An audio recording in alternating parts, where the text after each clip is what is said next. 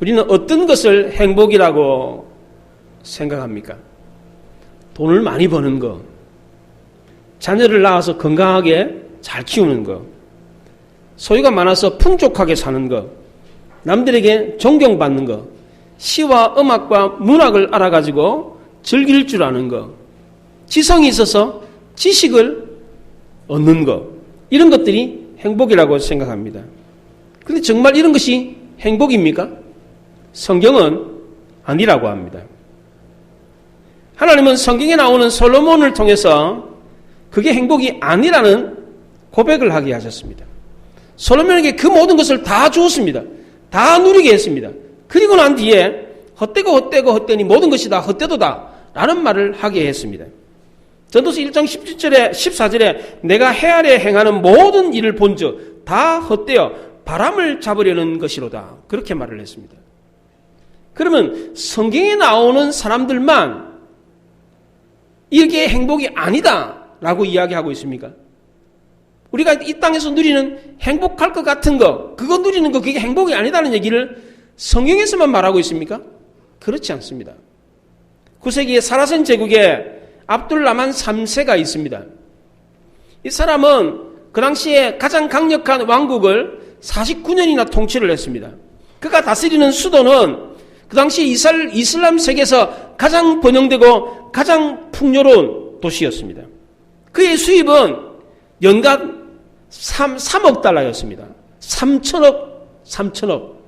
그 당시 세계 경제가 적은 것을 생각을 하면 지금 세계 최고의 부자인 빌 게이츠보다 10배는 더 벌었습니다. 그런 세계 최고의 부자가 세계 최강의 군대를 가지고 주변의 많은 나라들을 복속시켰습니다. 솔로몬은 여자가 1000명이었는데 압둘라만 3세는 왕후만 3321명이었어요. 그 왕후들을 통해서 낳은 자식이 616명이었습니다. 이 사람이 유명했던 것은 이 사람의 부귀와 영화, 그 많은 여자, 그 많은 자손들 때문에 유명했던 것이 아니라 그가 죽기 전에 한 말 때문이었습니다. 이 사람이 숨을 거두기 전에 이렇게 말했습니다. 오랜 세월 동안 나는 명예로운 통치를 했음에도 불구하고 내가 진정으로 행복했던 날은 단지 14일 뿐이었다. 그렇게 말을 했습니다. 그 당시에 세계 최고의 부귀와 영화를 누렸던, 세계 최고의 권력을 누렸던 그 사람이 행복했던 날이 14일 뿐이었다고 그럽니다. 모든 것을 다 가졌음에도 불구하고 그 모든 것이 자신의 행복을 채우지 못했습니다. 전도서 1장 7절에 모든 강물은 다 바다로 흐르되 바다를 채우지 못한다 말했던 것처럼 그가 가진 모든 것도 그의 행복을 채우지를 못했습니다. 인간은 천하보다 귀하기 때문에 천하를 다 준다고 할지라도 만족하지를 못합니다. 인간은 영혼의 존재이기에 영혼이 만족되어야 만족을 누릴 수가 있습니다. 우리의 영혼의 만족은 우리를 만드신 하나님으로만 가능한 것입니다. 하나님과 교제하고 하나님과 동행할 때에 우리의 영혼이 만족함을 얻습니다. 그런데 우리는 이미 오래전에 이 하나님을 멀리 떠나가 버렸습니다. 중세 이후에 14세기부터 16세기까지 유럽에는 르네상스 운동이 일어났습니다.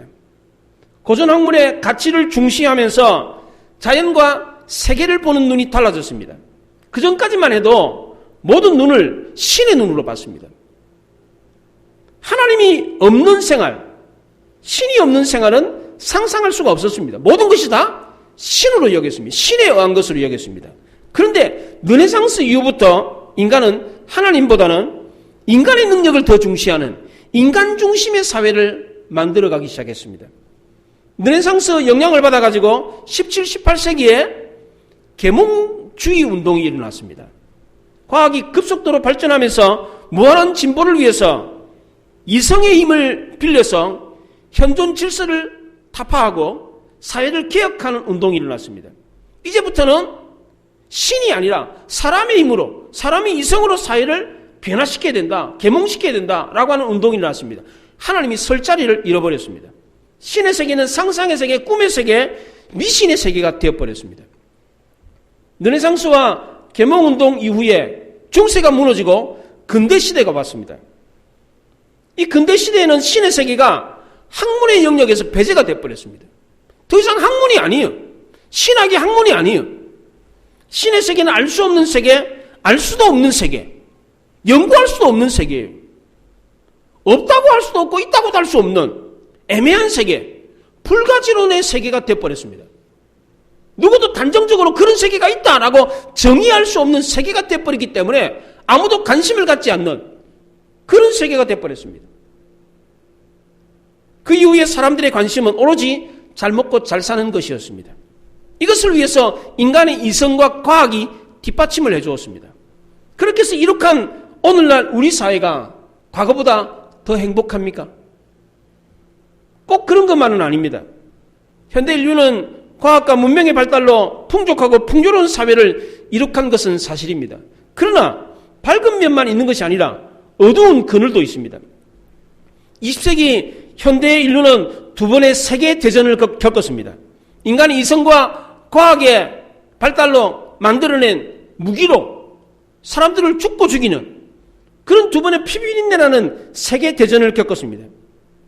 21세기 오늘날 우리 사회는 어떻습니까? 오로지 잘 먹고 잘 살기 위해서 세계 모든 나라가 경쟁적으로 산업 발달을 이룩하며 사는 가운데 만들어진 우리 사회가 지금 과연 모든 사람들이 다 행복한 사회입니까?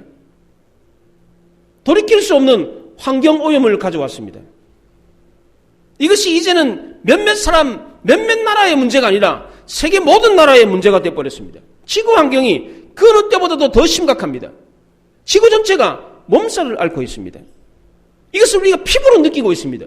전에는 뭐 지구가 환경이 어쩐지 저쩐지 해도 뭐 그렇거니 하고 살았어요. 근데 지금 우리가 피부로 느낍니다. 기온이 달라요. 비가 오고 눈이 오는 게 다르고 바람 세기가 달라요. 완전히 기후가 완전히 달라지고 있는 것을 피부로 느낄 정도입니다. 이게 과연 인간의 행복을 위해서 만든 유토피아가 맞습니까?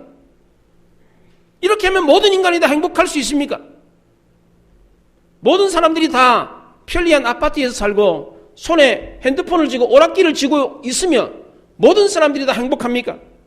그렇게 풍족하고 풍요로운 가운데 편안한 가운데 많은 정보를 습득하고 늘 언제나 오락하면서 즐기며 살면 행복한 것입니까?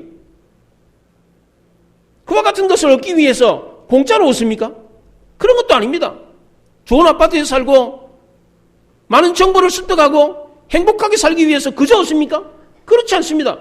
오랜 기간 동안 고된 노동, 직장 생활을 견뎌내야 됩니다.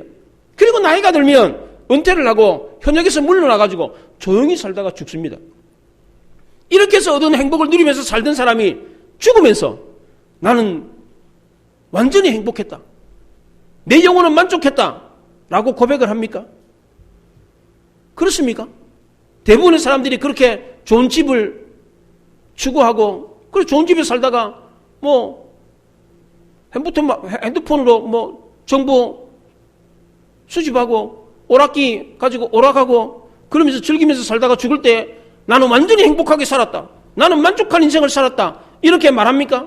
그렇지 않습니다. 대부분의 사람들이 그저 그렇게 살았다. 그렇게 말을 합니다. 그렇다면 우리 인생에는 영원한 만족이란 없는 것입니까? 그렇지 않습니다. 지극한 만족, 영원한 만족이 있습니다. 그게 무엇입니까? 그게 어디에 있습니까? 하나님이 우리에게 주신 성경에 있습니다. 특별히 오늘 우리가 읽은 본문에 그 해답이 있습니다. 오늘 본문의 내용은 예수님이 전도대를 파송한 내용입니다. 예수님은 공생의 기간 동안에 2번의 전도대를 파송했는데 사역 중반에 12명의 제자를 파송했습니다. 그리고 사역 후반기에 70명의 전도대를 파송했습니다. 12명의 제자들을 전도대로 파송한 것은 쉽게 이해가 되는데 왜 70명의 전도대를 파송했는지 쉽게 이해가 되지 않습니다. 왜 하필이면 70명입니까? 40명이 될 수도 있고 50명이 될 수도 있고 60명이 될 수 있는데 왜 70명을 파송했습니까? 이 성경을 기록한 누가는 복선을 염두에 두고 있었기 때문입니다. 앞으로 일어날 일을 미리 독자들에게 암시해 주는 뜻에서 70이라는 숫자를 강조했습니다. 이 복선으로 암시를 주는 이런 방법을 누가는 종종 사용을 했습니다. 예를 들자면 누가복음 1장에 세례 요한의 아버지 사가랴가 성전에 들어가서 봉사를 하다가 천사 가브리엘을 만나가지고 그 가브리엘이 너희 아내가 임신했다라는 이야기를 듣고서는 말을 못했습니다. 말을 못했어요. 말을 못했다는 이 말을 기록한 것은 나중에 엘리사벳이 그의 아내가 임신하고 난데 그 임신한 사실을 숨길 것이라는 것을 암시하는 복선이었습니다. 누가복음 24장에 막달라 마리아와 다른 여자들이 예수님이 빈 무덤에 갔다가 놀랐더라라고 하는 표현을 썼습니다. 놀랐다. 이 놀랐다는 표현 역시도 복선이었습니다. 나중에 사람들이 예수님의 부활 사실을 믿지 못하고 놀랄 거다라고 하는 것을 암시하는 복선이었습니다. 그렇다면 70이라는 숫자는 무엇을 암시하는 복선입니까? 이 7이라는 수는 완전수를 의미하고 10이라는 수는 전체 온전을 뜻하는 것입니다. 그래서 70이라는 수는 세상 모든 민족, 모든 사람을 뜻하는 것입니다. 70명의 전도단들이 전했던 이 복음이 세상 모든 사람들에게 전해질 것이다 라고 하는 암시를 하고 있는 것이 70이라는 숫자에 담겨 있는 것입니다. 그렇다면 이 70명의 전도자가 전했던 말이 무엇입니까? 첫째는 평안이었습니다. 5절에 보면 어느 집에 들어가든지 먼저 말하되 이 집이 평안할지어다 하라 그랬습니다. 그 당시에 유대인들은 안부를 물을 때나 헤어질 때나 사람을 만날 때마다 샬롬이라고 이 인사를 했습니다. 이 평안의 인사를 했습니다. 그런데 전도단들이 전했던 이 평안, 이 샬롬은 단순한 인사말이 아니었습니다. 하나님 나라가 도래한다라고 하는 그런 뜻에서의 평안, 샬롬이었습니다. 하나님이 전하는 복음을 들으시고 하나님과 화해하고 하나님과 합평해서 여러분의 심령에 평안을 누리십시오 라고 하는 뜻에서 샬롬을 전했습니다. 단순히 안전하기를 바라는 샬롬이 아니라 축복을 기원하는 샬롬이었습니다. 두 번째로 70명의 전도단들이 전했던 말은 하나님 나라가 가까웠다는 것입니다. 9절에 보면 하나님 나라가 너에게 가까웠다 하라 그렇게 말했습니다. 병자가 고침을 받고 귀신이 쫓겨나는 것을 보면 아직 완성되지는 않았지만 이미 하나님 나라가 왔다는 것입니다. 여기서 병을 고친다는 것은 의사나 약으로 고치는 것이 아니라 초자연적인 기적으로 고치는 것을 말합니다. 요한복음 3장 2절에 하나님이 함께하지 아니하시면 당신이 행하신 이 표적을 아무도 행할 수 없느니라 그렇게 말을 했습니다. 니고데모는 예수님이 표적 행하는 것을 보고서는 하나님이 함께하시지 않으면 저 표적을 행할 수 없다 그렇게 생각을 했습니다. 이 기적을 통해서 하나님 나라가 왔다는 사실을 알았다는 것입니다. 마태복음 12장 28절에서도 성령을 힘입어 귀신을 쫓아내는 것이며 하나님 나라가 이미 너희에게 임하였느니라 그렇게 말을 했습니다. 성령의 능력으로 귀신이 쫓겨가는 역사가 일어나는 것을 보면 하나님 나라가 왔다는 증거라는 것입니다. 이런 기적이 오늘날에도 일어나고 있습니다. 우리가 기도하면 병이 고침받습니다. 귀신이 쫓겨갑니다. 실제로 이런 일이 일어나고 있습니다. 이미 여기에 하나님 나라가 와 있는 것입니다. 어떻게 이게 가능해졌습니까? 하나님이 우리에게 주시는 말씀이 있었기 때문입니다. 이렇게 하나님이 주신 말씀을 전했을 때 어떤 놀라운 일이 일어났습니까? 병자가 고침받는 일이 일어나고 귀신 들린 사람이 고침받는, 귀신이 쫓겨가는 역사가 일어났습니다. 70명의 전도대원들은 이런 놀라운 일을 보면서 너무나도 기쁘고 행복했습니다.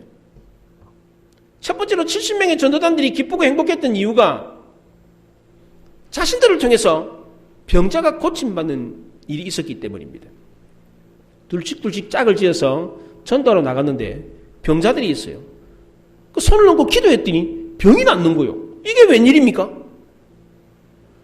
병 고침 받은 사람도 놀랐고 병을 고친 사람도 놀랐습니다. 그래서 예수님께 와가지고 전도복을 하며 첫마디가 예수님 우리가 가서 전도를 하는데 병자가 있어가지고 손을 얹고 기도를 했더니 그 병자가 나았어요.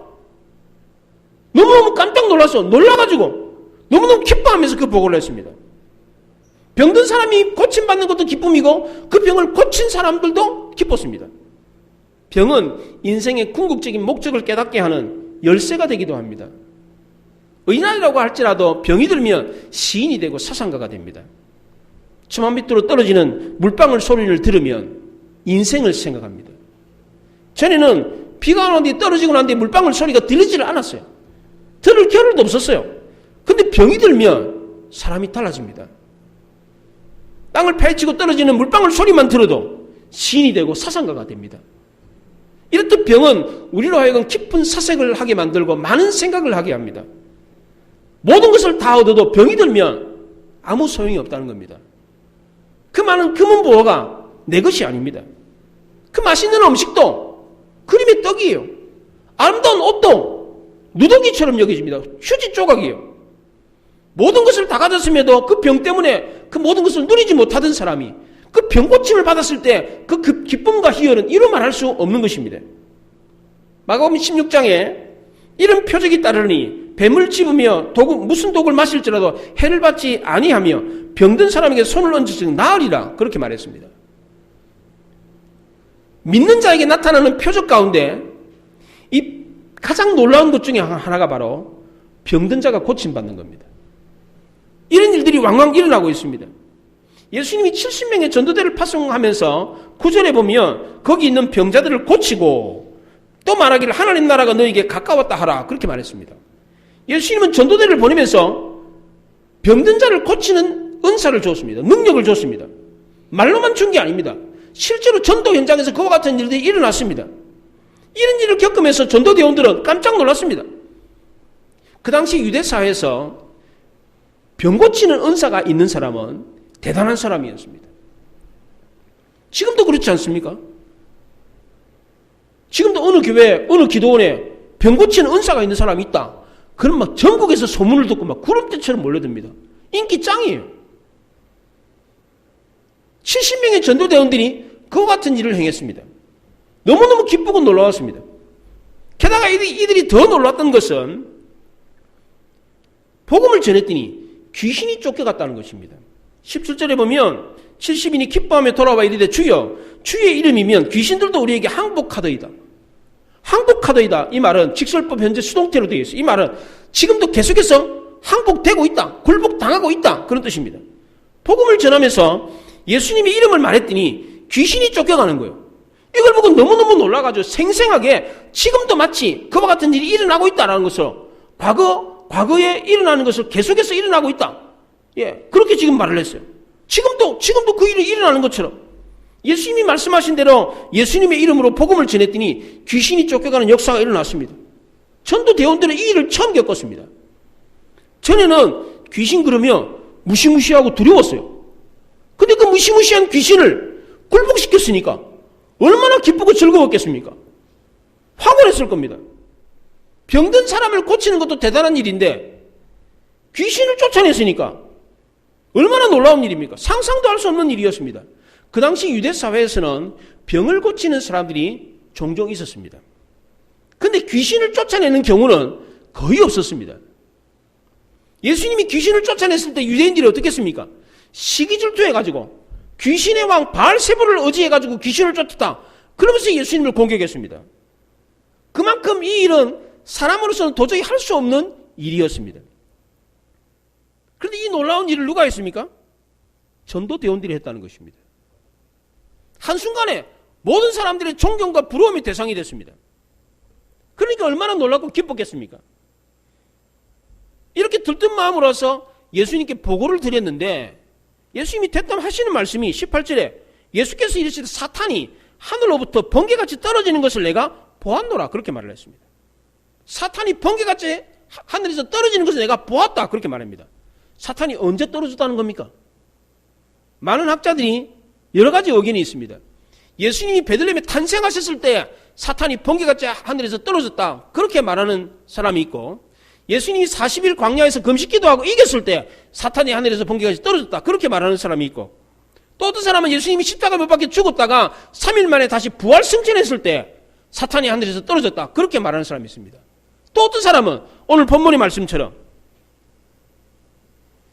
성도들이 나가서 복음을 전했을 때 귀신이 쫓겨갔을 때 사탄이 하늘에서 번개같이 떨어졌다 그렇게 해석을 합니다. 뭐가 맞습니까? 오늘 본문의 말씀을 보면 뭐가 맞는지 분명하게 알 수가 있습니다. 사탄이 떨어지는 것을 보았다라고 하는 이 떨어지는이라고 하는 단어는 부정과거 분사로 되어 있습니다. 부정과거라는 말은 과거에 일어났던 일이라는 뜻이고 분사라는 말은 진행된다는 겁니다. 과거에 일어난 일이 계속해서 지속됐다는 겁니다. 떨어지는이라는 말은 과거에 떨어지는 게 계속해서 떨어지고 있는 겁니다. 또한 예수님이 보았다라고 하는 단어도 미완료로 되어 있습니다. 이 미완료 역시도 반복적으로 보고 있었다라는 뜻입니다. 그래서 현대 영어 번역에서는 NASB에서는 He was watching이라고 번역했어요. 과거 진행형으로 그렇게 번역했어요. 과거에 그렇게 예수님이 계속해서 보고 있었다. 이렇게 번역을 했습니다. 예수님이 본 것도 그냥 무심히, 그냥 see, look이라고 그냥 무심코 그냥 휙 이렇게 본 게 아니고 그냥 뚫어지도록 눈여겨보았다. watch라는 단어를 썼습니다. 사탄이 한 번 번개처럼 떨어진 것이 아니라 계속해서 여러 번 번개처럼 떨어졌다는 것입니다.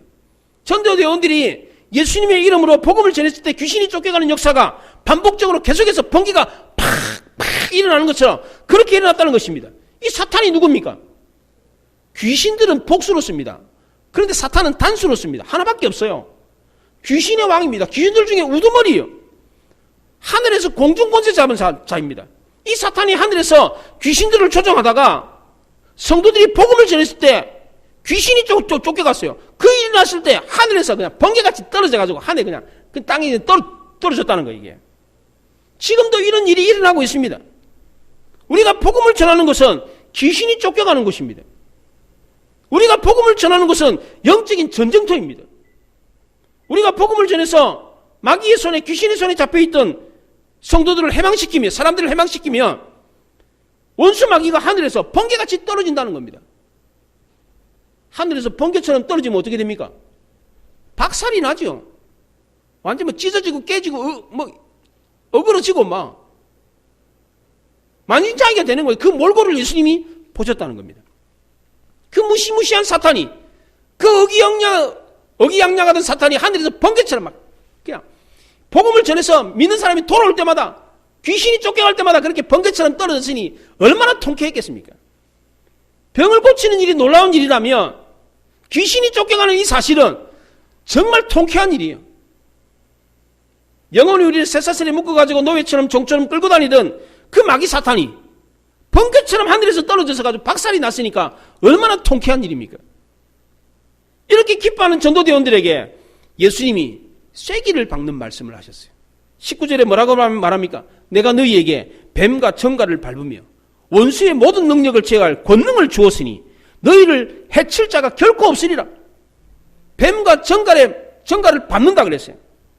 원수의 모든 능력을 제어할 권능을 줬다 그랬어요. 여기 뱀과 정갈이라는 말은 진짜 뱀, 정갈을 말하는 것이 아니라 마귀 사탄을 말하는 거예요. 이 마귀 사탄을 밟았다는 것은 전쟁용어로 전쟁에 승리하고 난데 적장의 목을 밟았다는 뜻이에요. 게다가 원수들의 모든 능력을 제어할 권능까지 줬습니다. 그러니까 원수 마귀가 아무리 강하다고 할지라도 우리를 해칠 수가 없는 것입니다.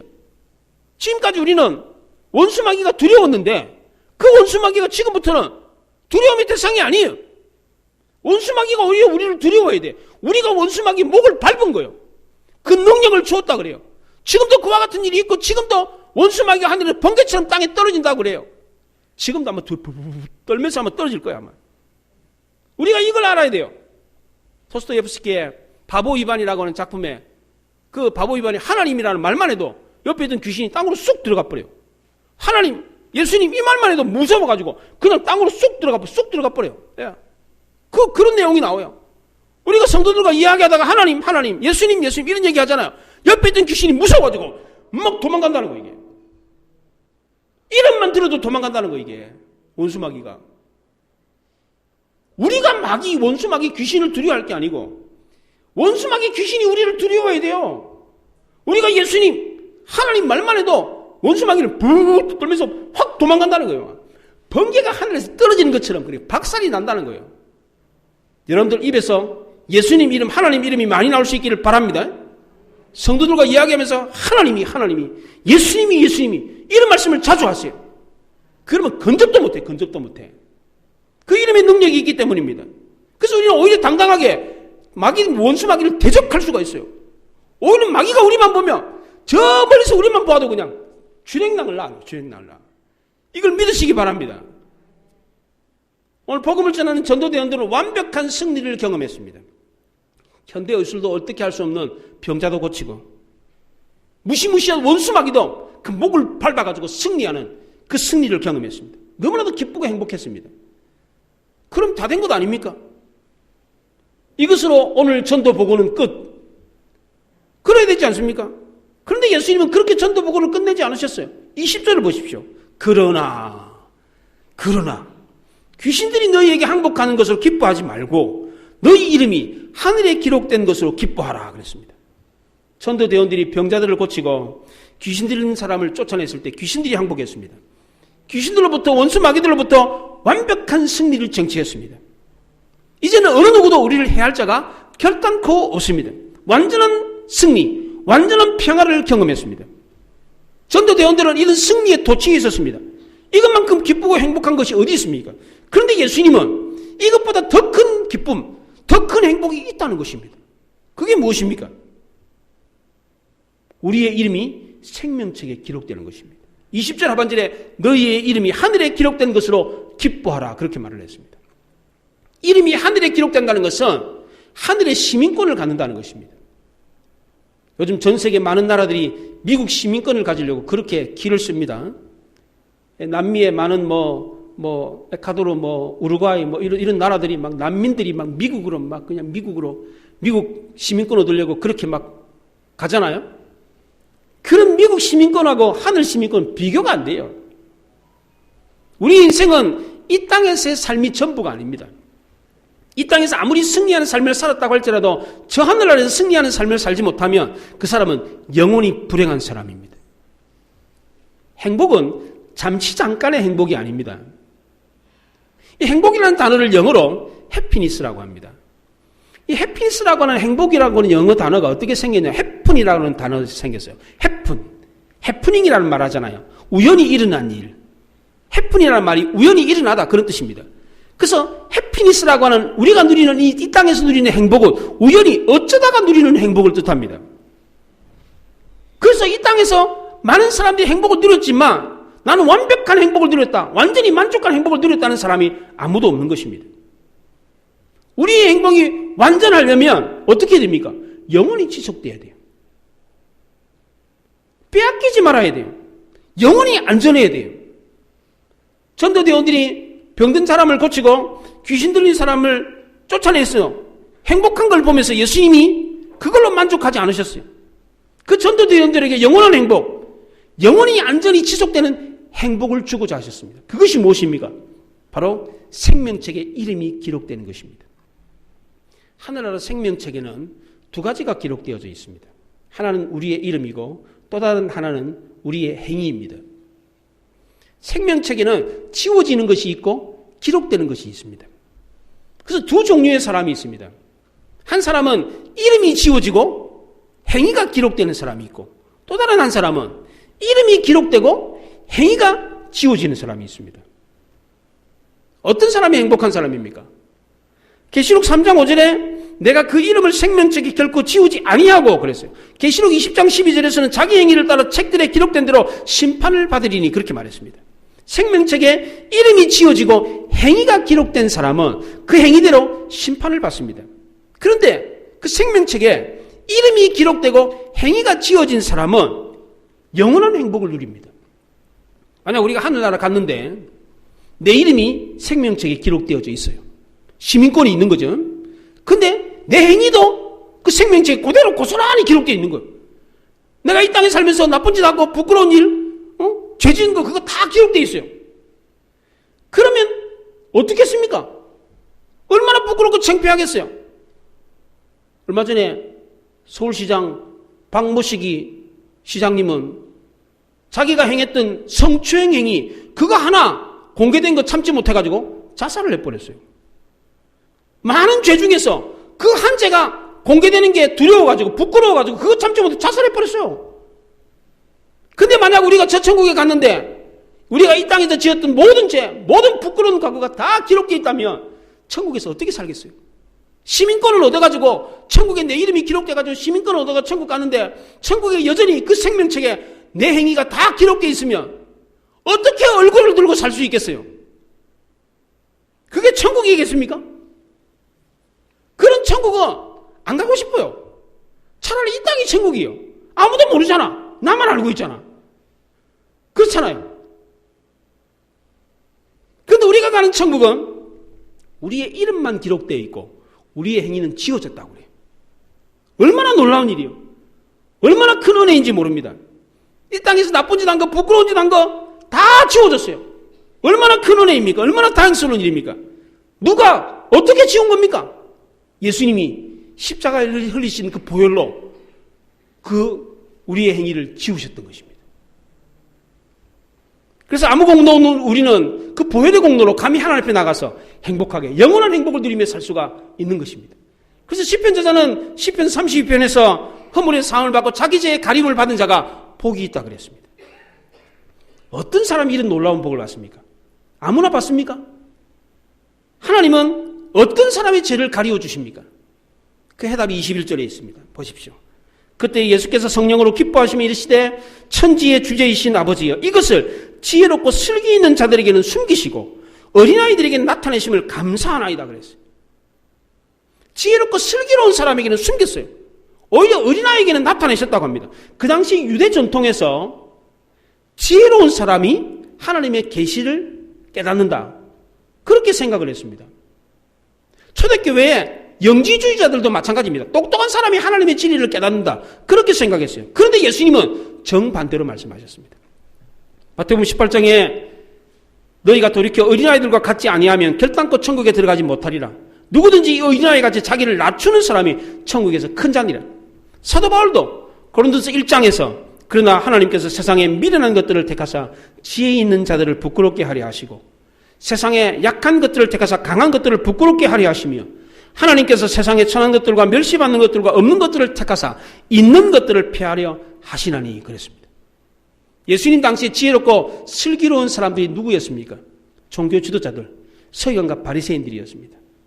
이 사람들은 다 안다 생각하고 예수님이 전하는 복음을 멸시하고 무시했습니다. 반면에 어린아이들은 어땠습니까? 겸손하게 하나님의 말씀을 받았습니다. 그 당시에 어린아이들이 누구를 말합니까? 나이 어린 어린아이를 말합니까? 그렇지 않습니다. 누가복음 12장에서 14장 21절 이렇게 말합니다. 종들이 돌아와 주인에게 그대로 고하니 이에 집주인이 노하여 그 종에게 이르되 빨리 시내와 거리와 골목으로 나가서 가난한 자들과 몸 불편한 자들과 맹인들과 저는 자들을 데려오라 하시니 그랬어요. 그 당시 예수님이 말하는 어린아이가 누굽니까? 세리와 창기, 고아와 가부, 병든 사람, 가난한 사람, 여자와 노예 같은 사람이었습니다. 그래서 초창기의 기독교는 이런 연약한 사람, 무지한 사람, 가난한 사람들을 통해서 복음이 전거됐습니다. 이를 통해서 극독도로 전 세계의 모든 사람들에게 복음이 전거됐습니다. 약한 자가 강국을 이루고 적은 자가 천을 이루는 역사가 바로 기독교 역사였습니다. 오늘날 우리가 전하는 우리에게 전해진 복음도 똑같습니다. 하나님이 지금도 이처럼 연약하고 부족하다는 생각을 갖고 다가오는 사람들에게 인생 최대의 행복을 주시는 것입니다. 이런 사람들이 하나님의 은혜를 덧입어서 하나님의 놀라운 복을 받는 것입니다. 그러면 부자고 건강한 사람이고 유력한 사람, 권위 있는 사람들은 이런 하나님의 은혜를 덧입을 수 없습니까? 그렇지 않습니다. 이런 사람이라고 할지라도 겸손히 어린아이와 같이 되면 자신이 무지와 부족을 알고 주님 앞에 엎드리면 이런 사람들 얼마든지 하나님의 은혜를 덧입을 수가 있습니다. 뿐만 아니라 마태복음 7장 22절에 이렇게 말합니다. 주의 이름으로 선지자 노릇하고 귀신을 쫓아내며 많은 권능을 행하지 않았습니까? 그랬더니 예수님이 이 불법을 행하는 자들아 내게서 떠나가라 그랬어요. 예수님의 전도단들이 나가서 병자들을 고쳤습니다. 귀신을 쫓았습니다. 그렇다고 할지라도 생명책에 이름이 기록되지 않았다면 나중에 예수님이 이 전도단들을 뭐라 그래요? 이 불법을 행하는 자들아 내게서 떠나가라 그렇게 말한다는 거예요. 병든 사람 고치는 거 놀라운 일이죠. 귀신을 쫓아내는 거 정말 놀라운 일입니다. 행복이 있죠. 기쁨이 있죠. 그럼 그게 전부가 아니라는 겁니다. 그 모든 것을 했다고 할지라도 생명책에 이름이 기록되지 않으면 꽝이라는 거 아무것도 아니라는 거예요. 난 너희를 모른다 그랬어요. 어떤 사람이 이런 은혜를 덧입습니까? 슬기롭고 지혜로운 자가 아니라 자기 스스로 무지하고 부족한 어린아이라는 사실을 아는 것입니다. 우리의 궁극적인 행복은 이 땅에 있는 것이 아니라 저 하늘나라에 있다는 것을 알고 하나님 앞에 엎드리는 사람, 이런 사람이 이런 은혜를 덧입는 것입니다. 오늘 이 말씀을 듣는 우리 모두는 저 하늘에 영원한 행복이 있다는 것을 기억하시고 자신이 연약한 죄 많은 어린아이라는 것을 알고 하나님 앞에 납작 엎드려서 하나님이 이 어린아이에게 베풀었던 오늘 성경에서 어린아이에게 베풀었던 이와 같은 은혜가 여러분들에게 임할 수 있기를 바랍니다. 이런 사람이 인생 최대의 행복을 누리는 사람입니다. 기도하겠습니다.